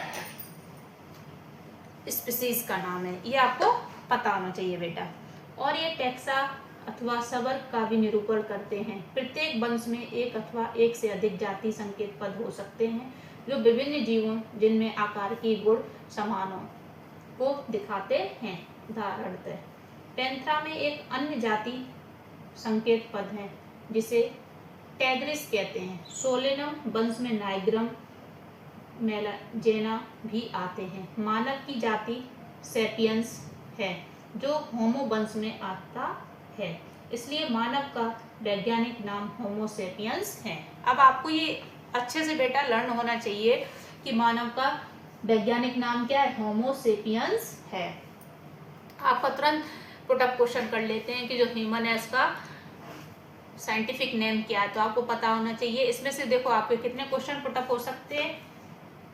एक तो मैंजीफेरा इंडिका, सोलेनम, ट्यूबिरोसम, पेंथरा लियो, उसके बाद आपका ये टेग्रेस और ये होमो स्पीसीज। ये आपके लिए बहुत ही इंपॉर्टेंट है, मतलब ये पैराग्राफ आपके लिए मोस्ट इंपॉर्टेंट है, वेरी वेरी इंपॉर्टेंट है ये पैराग्राफ। यहाँ से बहुत आपके क्वेश्चन इंपॉर्टेंट पुटअप किए जा सकते हैं। ये भी पैराग्राफ आपके लिए बहुत इंपॉर्टेंट है, वेरी वेरी इंपॉर्टेंट। ये भी आपका ये पैराग्राफ है, ये भी आपका वेरी वेरी इंपॉर्टेंट। मतलब इनमें से क्वेश्चन पुटअप किए जा सकते हैं आपके इन पैराग्राफों में से। ये तीनों पैराग्राफ में से क्वेश्चन पुटअप किए हैं। पीछे भी इसी तरीके से आपका ये पैराग्राफ है, इसमें से भी क्वेश्चन पुटअप किए जा सकते हैं। तो इसलिए जो मैं आपको ज़्यादा हाईलाइट जो पैराग्राफ कर रही हूँ, जिन पैराग्राफों को, उनको आपको उन पैराग्राफ्स को अच्छे से डीपली स्टडी करना है बेटा, क्योंकि इसमें से क्वेश्चन कुछ भी पुटअप कर सकते हैं आपके। तो भाई इसमें कह रहा है कि मानव का क्या नाम है, वैज्ञानिक नाम होमो सेपियंस। अब आपके जीनस, अब जो जीनस है वो क्या है, वंश में संबंधित स्पीसीज का एक वर्ग आता है जिसमें स्पीसीज के गुण अन्य वंश में स्थित स्पीसीज की तुलना में समान होते हैं। हम कह सकते हैं कि वंश समीपस्थ संबंधित स्पीसीज का एक समूह है। एग्जाम्पल, आलू, टमाटर तथा बैंगन, ये दोनों अलग अलग स्पीसीज हैं। इनकी जो स्पीसीज होती है वो क्या है, इन सब की क्या है, अलग अलग है, लेकिन ये सभी सोलेनम वंश में आते हैं। किसमें आते हैं, इनका वंश तो सेम है। क्या कहना चाह रहा है इसमें, जैसे मैं आपको बताऊं, वंश तो इनका क्या है, सेम है। किसका, आलू का, जैसे पोटैटो है, पोटैटो, टोमेटो, टोमेटो और ब्रिंजल, ब्रिंजल, इनके सबके क्या है, इन तीनों के जो जीनस है वो तो सेम है। क्या कहना चाह रहा है इसमें, जो जीनस है वो तो सेम है, जीनस क्या है, सेम। लेकिन इसमें क्या कह रहा है, इसमें आपका ये कह रहा है, लेकिन इनकी क्या है, जो स्पीसीज है वो क्या है, स्पीसीज है जो इसमें वो क्या है, इनकी अलग है। मतलब ये कैसी, ये डिफरेंट है, स्पीसीज इन सबकी क्या है, डिफरेंट है। ओके, तो वही इसमें कहना चाह रहा है कि आलू, टमाटर तथा बैंगन ये दोनों अलग अलग स्पीसीज हैं, लेकिन ये सभी सोलेनम वंश में आते हैं। किसमें आते हैं, सोलेनम जीनस में आते हैं। इनका जो पहला, जैसे इसमें आपके इसमें ये लिखा हुआ है सोलेनम ट्यूबिरोसम, तो इसी तरीके से इनके बॉटनिकल नेम हैं अलग अलग, बस केवल क्या है, इनकी स्पीसीज डिफरेंस है और जो जीनस है वो कैसा है, सेम है। जैसे इसमें आपके उदाहरण है, इसमें शेर पैंथरा लियो, चीता पैंथरा पारडस और पैंथर टिग्रिस, जिनमें बहुत से गुण हैं। वे सभी पैंथर वंश में आते हैं। यह वंश दूसरे वंश फेलिस, जिसमें बिल्ली आती है, से भिन्न है। अब देखो इनके क्या है, इनकी जीनस तो सबकी सेम है। इसमें देखो आप लोग, देखो इससे मैं हाईलाइट करती हूँ, ये जीनस सेम है किसकी, शेर की, चीते की भी जीनस सेम है। ओके, उसके बाद ये भी आपकी जीनस सेम है। तो ये क्या है, जीनस सेम है, लेकिन इनके जो क्या है, स्पीसीज हैं वो कैसी है, डिफरेंस है। मतलब तीनों की स्पीसीज जो है वो कैसी है, अलग अलग है, डिफरेंट है। अब है फैमिली, अगला संवर्ग कुल है, मतलब फैमिली है, जिसमें संबंधित वंश आते हैं। वंश स्पीसीज की तुलना में कम समानता प्रदर्शित करते हैं। कुल के वर्गीकरण का आधार पौधों के कायक तथा जनन गुण हैं। पौधों में 3 विभिन्न वंश सोलेनम, पिटूनिया तथा धतूरा को सोलेनेसी कुल में रखते हैं।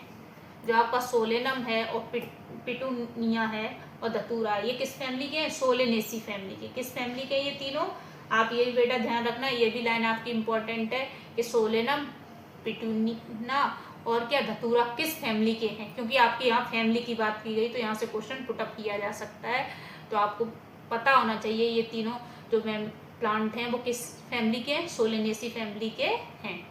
जबकि प्राणी वंश पैंथरा, जिसमें शेर, बाघ, चीता आते हैं। जो पैंथरा वंश है इसमें क्या आते हैं, पैंथरा वंश में शेर, बाघ, चीता आते हैं, वो फेलिस बिल्ली के साथ फिलेडी कुल में रखे जाते हैं। लेकिन ये किसके, बिल्ली के साथ, जो बिल्ली का फैमिली है वो क्या है, फिलेडी, उसी कुल में इनको रखे जाते, किसको, शेर, चीता और बाघ को। इसी प्रकार यदि आप बिल्ली तथा कुत्ते के लक्षण को देखो तो आपको दोनों में कुछ समानताएं तथा कुछ विभिन्नताएं दिखाई पड़ेंगी। उन्हें क्रमशः दो विभिन्न कुलों कैनिडी तथा फेलिडी में रखा गया है। अब है ऑर्डर, जिसे हिंदी में क्या कहते हैं, ऑर्डर को गण कहते हैं। क्या कहते हैं, गण कहते हैं।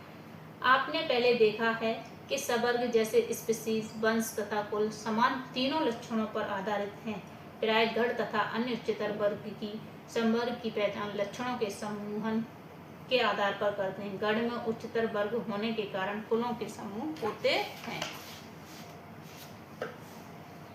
अब आगे, जिनके कुछ लक्षण एक समान होते हैं, इसमें एक जैसे लक्षण कुल में शामिल विभिन्न वंश की अपेक्षा कम होते हैं। पादप कुल जैसे पोन, बोल, ब्यूलेसी, सोलेनेसी को पोलिसोनियल्स गण में रखा गया है। इसका मुख्य आधार पुष्पी लक्षण है, जबकि प्राणी कार्निवोरा गण में फिलेडी तथा कैनेडी कुलों को रखा गया है। मतलब ऐसे प्लांट्स या एनिमल्स जिनके कुछ सेम क्या हो, करेक्टर हो, तो उनको एक ही ऑर्डर में रख दिया जाता है। मतलब कुछ ऐसे होते हैं जिनके कुछ सेम ही होते हैं करेक्टर, और कुछ के अलग सेम होते हैं, तो उनको अलग अलग ऑर्डर में रख दिया जाता है।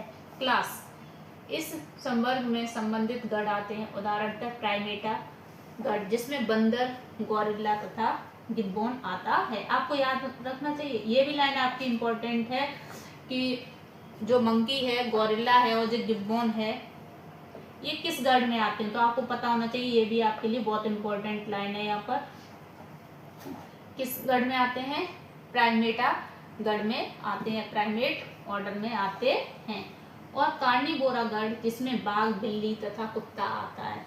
ठीक, आपको ये भी याद रखना है कि कार्निवोरा जो गण है वो किसमें आता है, बाघ, बिल्ली तथा कुत्ता आते हैं। कार्निवोरा गण में ये सारे तीन जानवर आते हैं। कौन कौन, बाघ, बिल्ली, कुत्ता।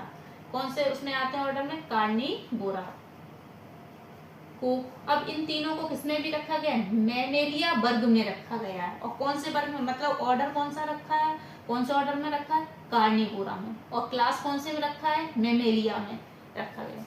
इसके अतिरिक्त मैमेलिया वर्ग में अन्य गण भी आते हैं। मतलब कुछ और भी ऑर्डर हैं जो किसके अंतर्गत आते हैं, मैमेलिया ऑर्डर के अंतर्गत आते हैं, क्लास के अंतर्गत आते हैं। अब है फाइलम। फाइलम के बारे में इसमें आपको बताएंगे। वर्ग मतलब क्लास, जिसमें जंतु जैसे मछली, उभयचर, सरीसृप, पक्षी तथा स्तनधारी आते हैं। मतलब ऐसे क्लास जिनमें कौन कौन आते हैं, जंतु, एनिमल आते हैं, जैसे फिश है, एम्फीबियंस हैं, रेप्टाइल्स हैं, बर्ड्स हैं, और कौन है, मैमल्स हैं, ये सब आते हैं। अगले उच्चतर संवर्ग जैसे संघ कहते हैं, इन्हें सबको हम क्या कहते हैं, संघ कहते हैं, फाइलम कहते हैं, का निर्माण करते हैं।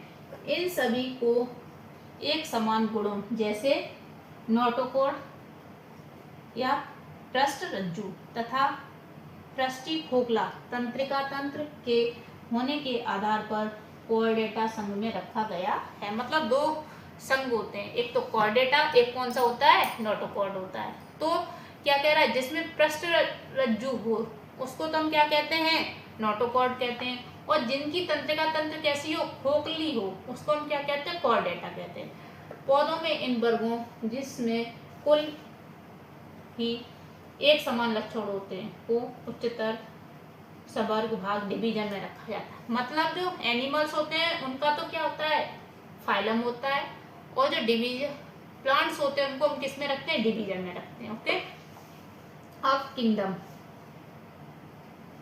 जंतु के वर्गीकी तंत्र में विभिन्न, आपको यहाँ से भी एक क्वेश्चन पूछा जाता है, पौधों को किस में रखा जाता है, डिवीजन में, और जो एनिमल होते हैं उनको हम किस में रखते हैं, किंगडम में रखते हैं। किस में रखते हैं, किंगडम में रखते हैं, ये आपको ध्यान रखना है। जंतु के वर्गीकी तंत्र में विभिन्न संघों के प्राणियों को उच्चतम सवर्ग जगत में रखा गया है, जबकि पादप जगत में विभिन्न भाग। अब देखो इसमें ये कहा गया है, क्या कहा गया है, विभिन्न संघों के सभी प्राणियों को उच्चतम सवर्ग जगत में रखा गया, मतलब किंगडम में रखा गया। ये भी लाइन आपकी कैसी है, वेरी वेरी इंपॉर्टेंट। इसी तरीके से ये डिवीजन वाली लाइन है, ये भी बहुत इंपॉर्टेंट है, ये भी लाइन आपकी इंपॉर्टेंट है। जबकि प्लांट जगत को किसमें रखा गया है, भाग को डिवीजन के सभी पौधों, डिवीजन में रखा गया है। किसमें रखा गया है, डिवीजन में रखा गया है इसको। विभिन्न संघों के सभी प्राणियों को एक अलग जगत में एनिमेलिया में रखा गया है। जो इनका जो संघ है फाइलम में, उसको हम क्या कहते हैं, एनिमेलिया कहते हैं, जिससे कि उन्हें पौधों से अलग किया जा सके। पौधों को प्लांटी जगत में रखा गया, पौधों को किसमें रखा गया है, प्लांटी में। एनिमल्स को किसमें रखा गया है, एनिमेलिया को। ये आपका पूरा ही जो पैरा है ये कैसा है, वेरी वेरी इंपॉर्टेंट है। इसको भी आप ध्यान से बेटा स्टडी करोगे, ये आपके लिए बहुत ही इंपॉर्टेंट है। जो ये एनसीईआरटी बुक है, ये चैप्टर आपके नीट के लिए बहुत ही इंपॉर्टेंट है। हाँ, जो बच्चे जीआईसी एलटी ग्रेड का भी एग्जाम देते हैं उनके लिए भी एनसीईआरटी की बुक बहुत ही बेनिफिट होती है इसको स्टडी करने से। इनमें स्पीसीज से लेकर जगत तक विभिन्न वर्ग की सवर्ग को आरोही क्रम में देखा गया है। ये सवर्ग हैं, यद्यपि वर्ग की वैज्ञानिकों ने, अब आगे इस पैराग्राफ में क्या कह रहा है, इनमें स्पीसीज से लेकर जगत तक विभिन्न वर्ग की सवर्ग को आरोही क्रम में दिखाया गया है। ये सवर्ग यद्यपि वर्ग की वैज्ञानिकों ने इस पदानुक्रम में उप सवर्ग भी बताए हैं। अब देखो इसको किसमें, आरोही क्रम में पूछ लिया जाता है, मतलब ये क्या है, मैक्सिमम से मिनिमम या मिनिमम से मैक्सिमम। अब देखो इसमें सबसे पहले क्या आता है, आपको या तो इस तरीके से पूछ लेंगे, आपको ये टैक्सोनॉमिक कैटेगरी के आधार पर इसमें पूछ लिया जाता है कि सबसे लार्जेस्ट कौन है, तो किंगडम है। सबसे स्मॉलेस्ट क्या है, स्पीसीज है, ये पूछ लिया जाता है। मतलब ये पूछा है क्लासिफिकेशन की सबसे छोटी यूनिट क्या है, तो आपको बताना पड़ेगा स्पीसीज है। ये लाइन यहाँ पर मोस्ट इम्पोर्टेंट आपकी है। इसी तरीके से आपको पता होना चाहिए, पहले क्या आता है, किंगडम आता है, फिर डिवीजन आता है या फाइलम आता है, ठीक। उसके बाद आपका क्लास आता है, क्लास के बाद क्या आता है, ऑर्डर आता है, ऑर्डर के बाद क्या आता है, फैमिली आती है, फैमिली के बाद जीनस, फिर स्पीसीज। आपको ये सीक्वेंस लगाने के लिए पूछ लिया जाता है, या आरोही क्रम में पूछ लें या अवरोही क्रम में पूछ लें इसको। तो आपको जब ये पूरी सीरीज इस तरीके से क्रम में याद होगी सीक्वेंस में, तभी तो आप बता पाएंगे। तो आपको ये पता होना चाहिए।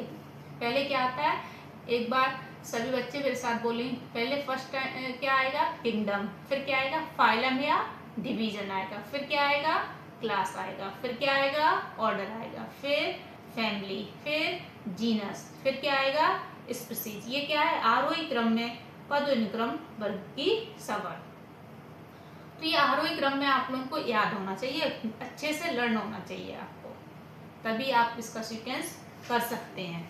ओके, इसी तरीके से यहाँ पर आपकी ये लाइन है, ये भी मोस्ट इम्पोर्टेंट है आपकी।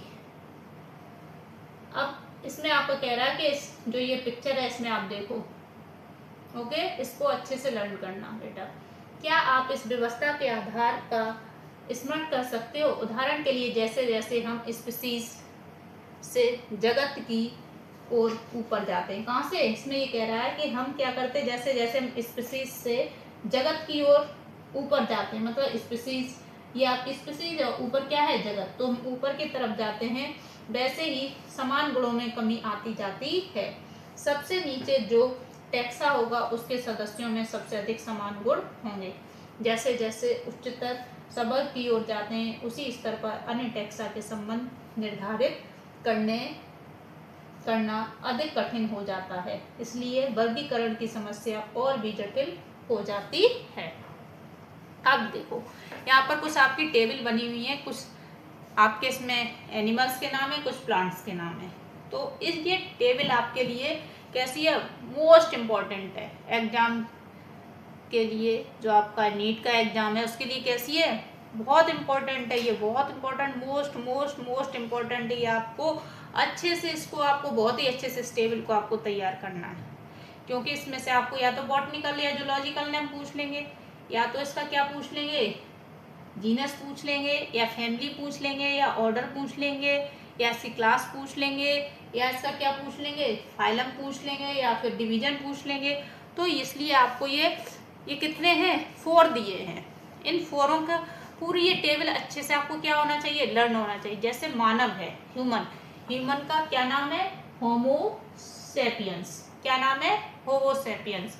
अब आपको देखो, ये होमो को अलग अंडरलाइन करना होता है और सेपियंस को अलग अंडरलाइन करना। अब इसका वंश क्या है, वंश बोले तो जीनस क्या है इसका, किसका, ह्यूमन का, तो क्या है, होमो है। क्या है, होमो।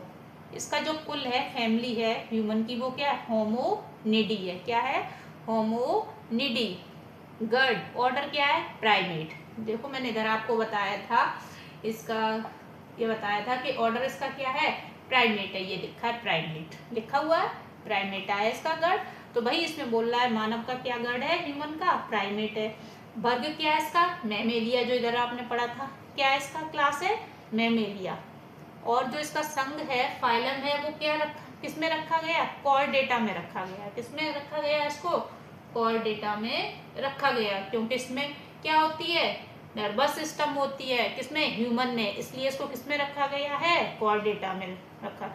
अगर इसमें क्या नहीं होती, नर्वस सिस्टम नहीं होती, तंत्रिका तंत्र नहीं होता, तो ये किसमें रखा जाता, नोटोकॉर्ड में रखा जाता। लेकिन इसमें क्या है, तंत्रिका तंत्र प्रेजेंट है ह्यूमन में, इसलिए इसको किसमें रखा गया है, कॉर्डेटा फाइलम में रखा गया है।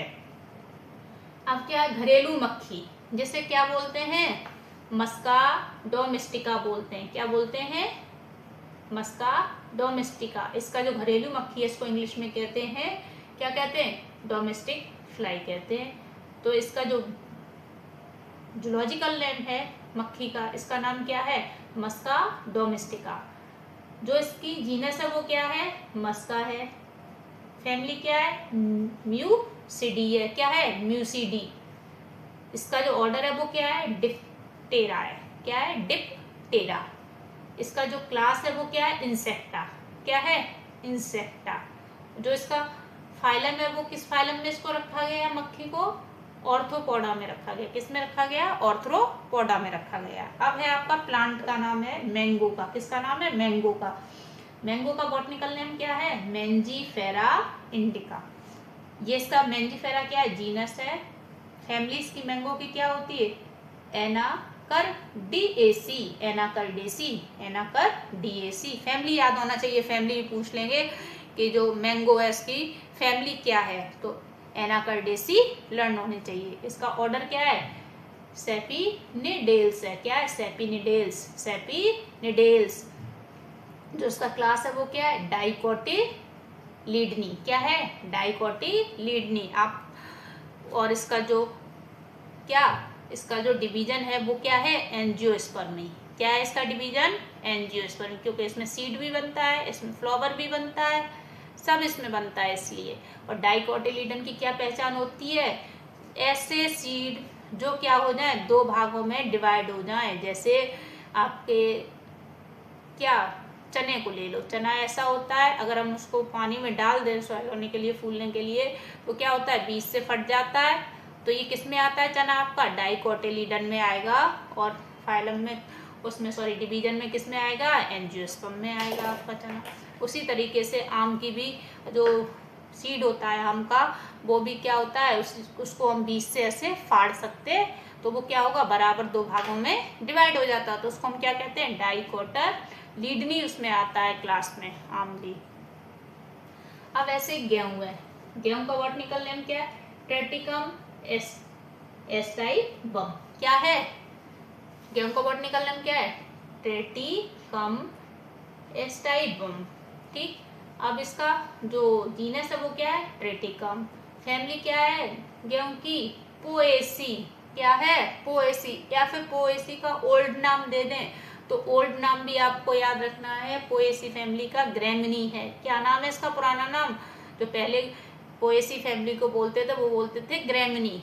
ओके, अब क्या है गर्ड, इसका ऑर्डर क्या है पोएल्स, क्या है पोएल्स, और इसकी जो क्लास है वो क्या है मोनोकोटिलीडनी, क्या है इसकी क्लास मोनोकोटिलीडनी। और ये किस में आता है एंजियोस्पर्मी में, किस में आता है एंजियोस्पर्मी में। अब देखो इसमें भी क्या है मोनोकोटिलीडनी में क्या है, इसमें कोई भी क्या नहीं होता, जो इसके बीज, जो इसके गेहूं के दाने होते हैं वो दो भागों में नहीं डिवाइड होते हैं, वो एक ही उसमें रहता, तो किस में आएगा मोनोकोटिलीडनी। और जो इसका क्या डिवीजन है वो क्या है एंजियोस्पर्मी है। ओके, अब बेटा आगे है वर्ग की सहायता साधन।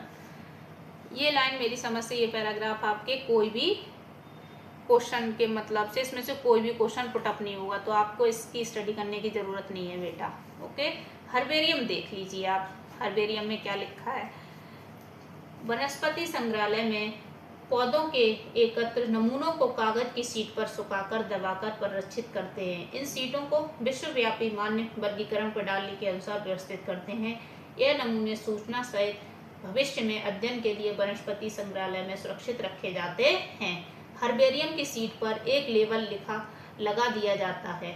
इस लेबल पर पौधे को एकत्र करने की तिथि, स्थान, पौधे का इंग्लिश, स्थानीय तथा वैज्ञानिक नाम, कुल एकत्र करने वाले का नाम आदि लिखा रहता है।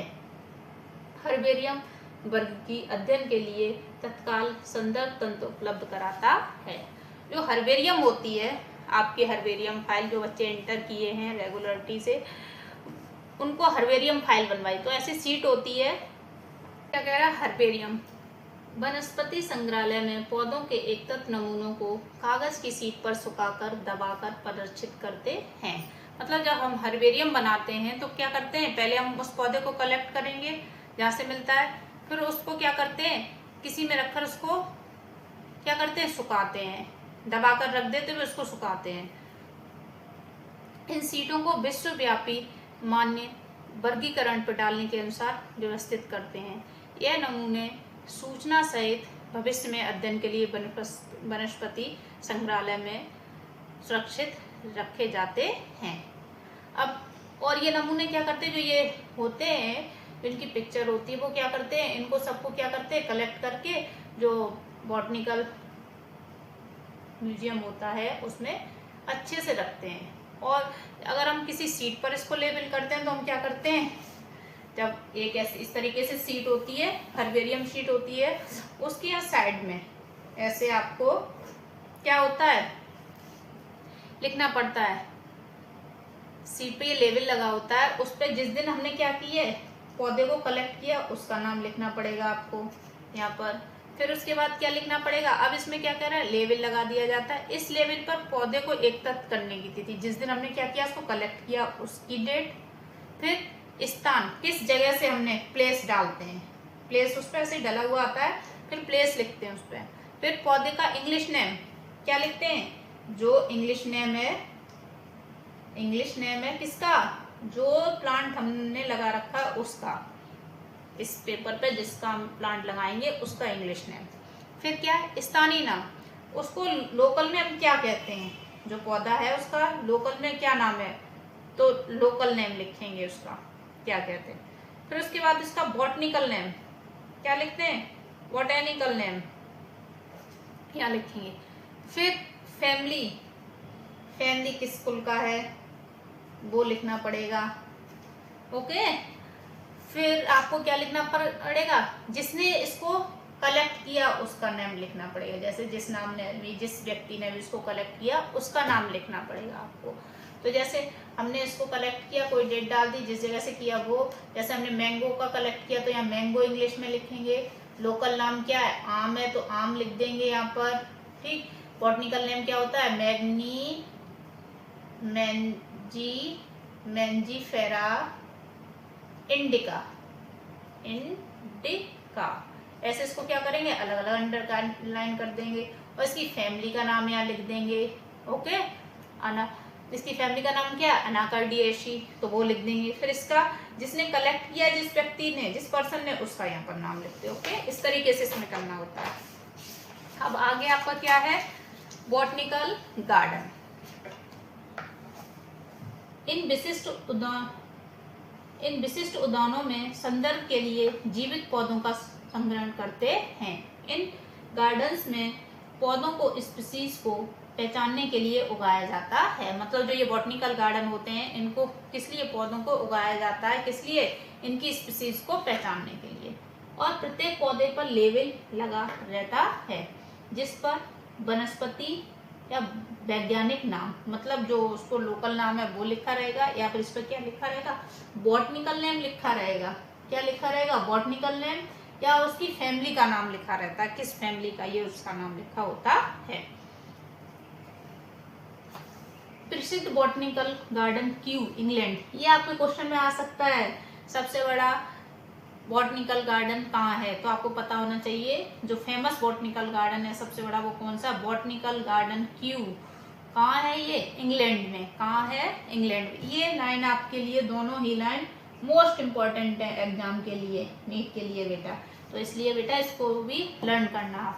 फिर है इंडियन बॉटनिकल गार्डन हार्वर्ड। जो इंडियन बॉटनिकल गार्डन हावड़ा में है, शिवपुर में, वो कहाँ है ये, हावड़ा, भारत देश में अपने में। कहाँ है, भारत में। तो जो अगर भारत की बात की जाए तो कौन सा, Indian botanical garden Howrah, Shivpur. अब क्या है दूसरा, national botanical research institute Lucknow, जो कहाँ है, भारत में ये भी है। कौन सा है, नेशनल बॉटनिकल रिसर्च इंस्टीट्यूट, ये कहाँ है, लखनऊ में है, भारत देश में। ओके, तो आपको ये तीनों ही बॉटनिकल गार्डन के नेम याद होने चाहिए आपके एग्जाम के लिए बेटा, बहुत ही इंपॉर्टेंट है, इसलिए इसको मोस्ट इम्पोर्टेंट डाल लो। वैसे आपने रिवीजन तो कर लिया होगा, लेकिन आप फिर से एक बार रिवाइज करो, क्योंकि रिवीजन और प्रीवियस ईयर PYQ लगाने से ही क्या होगा, आपका अच्छा स्कोर एग्जाम में हो सकता है। इसलिए आप ज़्यादा से ज़्यादा बेटा प्रैक्टिस करें और ज़्यादा से ज़्यादा क्या करें, आप रिवीजन करें। अब है म्यूजियम। वनस्पतिक संग्रहालय प्राय शैक्षिक संस्थानों जैसे विद्यालयों तथा कॉलेजों में स्थापित किए जाते हैं। संग्रहालय में अध्ययन के लिए परिरक्षित पौधों तथा प्राणियों के नमूने होते हैं। नमूने परिरक्षित घोल में डालकर जारों में रखे जाते हैं। पौधे तथा प्राणियों के नमूनों को सुखाकर परिरक्षित करते हैं। कीटों को एकत्र मारने के बाद कीटों को डिब्बों में पिन लगाकर रखते हैं। बड़े प्राणी जैसे पक्षी तथा स्तनधारी को प्राय भरकर परिरक्षित करते हैं। संग्रहालय में प्राय प्राणियों के कंकाल भी रखे जाते हैं। जहाँ म्यूजियम होते हैं, बड़े बड़े म्यूजियम होते हैं, उनमें क्या होते हैं, प्राणियों के, मतलब जो मैमल्स होते हैं बहुत से, उनके क्या करते हैं, स्केलेटन ही रख लेते हैं, कंकाल ही रख लेते हैं। और जैसे और क्या होते हैं, जो बॉटनिकल होते हैं, गार्डन होते हैं, या फिर कोई म्यूजियम होते हैं बॉटनी से रिलेटेड, उनमें क्या करते हैं, पेड़ पौधों को, जैसे सबसे बड़ा लार्जेस्ट जिम्नोस्पर्म क्या है, सिकोया है, तो उसका रख लिया। मतलब हर उसमें म्यूजियम में क्या करते हैं, अलग अलग तरह की चीज़ें रखी जाती हैं। जैसे अगर एनिमल से रिलेटेड तो एनिमल्स के बारे में रखा जाएगा, प्लांट्स से रिलेटेड है तो प्लांट्स के बारे में रखा जाएगा। अब क्या है, जूलॉजिकल पार्क। इन उपवनों में अधिकांशतः वन्य आवासी जीवित प्राणी रखे जाते हैं। इनसे हमें वन्य जीवों की मानव की देखरेख में आहार, प्रकृति तथा व्यवहार को सीखने का अवसर प्राप्त होता है। जहाँ तक संभव होता है प्राणी उपवनों में विभिन्न प्राणी उपलब्ध कराए जाते हैं। चिड़ियाघर में सभी प्राणियों को उनके प्राकृतिक आवासों वाली परिस्थितियों में रखने का प्रयास किया जाता है। मतलब जैसे यहाँ चिड़ियाघर होते हैं, जूलॉजिकल पार्क होते हैं, उसमें क्या करते हैं, जैसे आपका टाइगर रह रहा है या पर लॉयन रह रहा है, तो उसके लिए पर डे क्या डाली जाती है, अब उनको मीट नहीं मिल रहा है उसमें, तो क्या मीट भी डाली जाएगी। हिरणों के लिए, जो डियर होते हैं उनके लिए घास डाली जाती है। एलिफेंट जैसे उसे बनाना भी खाना पसंद है, और भी चीज़ें खाना जो पसंद है एलिफेंट, उसके लिए, एलिफेंट के लिए वो भी चीज़ें इसको डाली जाती हैं। ऐसे राइनोसोरस, इसको भी खाने के लिए इसके खाने की व्यवस्था की जाती है। टाइगर के लिए, इन सबको, मतलब हर एनिमल्स को, प्रत्येक एनिमल को क्या किया जाता है, उनका यहाँ पर चिड़ियाघर में खाने की व्यवस्था की जाती है। इन उद्यानों को प्राय चिड़ियाघर कहते हैं। इसे देखने के लिए बहुत से लोग तथा बच्चे आते हैं। आपने देखा होगा जब चिड़ियाघर है वहाँ बहुत से लोग आते हैं कि नहीं देखने आते हैं। वही कुंजी अथवा चाबी, इसे क्या कहते हैं, की कहते हैं इंग्लिश में। यह एक अन्य साधन सामग्री है जिसका उपयोग समानताओं तथा असमानताओं आधारित होकर पौधों तथा प्राणियों की पहचान में किया जाता है। यह कुंजी विपर्यासी लक्षणों जो प्राय जोड़ों जिन्हें युग्मित कहते हैं के आधार पर होती है। कुंजी दो विपरीत विकल्पों को चुनने को दिखाती है। इसके परिणाम स्वरूप एक को मान्यता तथा दूसरे को अमान्यता प्राप्त होती है। कुंजी में प्रत्येक कथन मार्गदर्शन का कार्य करता है। पहचानने के लिए प्रत्येक वर्ग की संवर्ग जैसे कुल, वंश तथा जाति के लिए अलग वर्ग की कुंजी की आवश्यकता होती है। अब इसी के साथ आज मैंने आपका क्या किया है, फर्स्ट चैप्टर बिल्कुल फिनिश कर दिया है बेटा। अब आपको क्या करना है, इसको एक बार आपको फिर रिवीजन करना है। जो मोस्ट इम्पॉर्टेंट लाइन है, जो मैंने आपको इम्पॉर्टेंट लाइन बताई है इस बुक में, उसको आपको एक या तो वन लाइनर क्वेश्चन के रूप में आप अपने एक पेपर पर A4 शीट जो आती है उस पर नोट कर लीजिए। इम्पॉर्टेंट चीज़ जैसे ये है आपके, मैंने ये बताया ये टेबल है, ये बहुत इम्पॉर्टेंट है। ये जो टैक्सोनॉमिक कैटेगरी है ये भी बहुत इम्पॉर्टेंट है। और जो आपको मैंने इधर ये भी बताया बॉटनिकल गार्डन्स के नेम है ये 3, ये भी आपको बहुत इम्पोर्टेंट है। इसके बाद ये सिस्टमा नेचुरी किसने लिखी है, किसने ये बेडालिन दी थी, तो वो आपको पता होना चाहिए। कैरोलस लीनियस, ICGZN की फुल फॉर्म, ICBN की फुल फॉर्म, इस तरीके से। और बायोनोमियल नोमेनक्लेचर किसने दिया है, कैरोलस लीनियस ने। बायोलॉजिकल कॉन्सेप्ट ऑफ स्पीसीज किसने दी है, अर्नेस्ट मेयर ने। ये आपको पता होना चाहिए। मतलब इसमें कुछ ऐसे 10 से 15 क्वेश्चन इंपॉर्टेंट बनते हैं, वो आपको क्या होना चाहिए, अच्छे से लर्न होना चाहिए, जिससे आपका आसानी से एग्जाम क्या हो जाए, क्वालिफाई हो जाए और आपका जो स्कोर है वो भी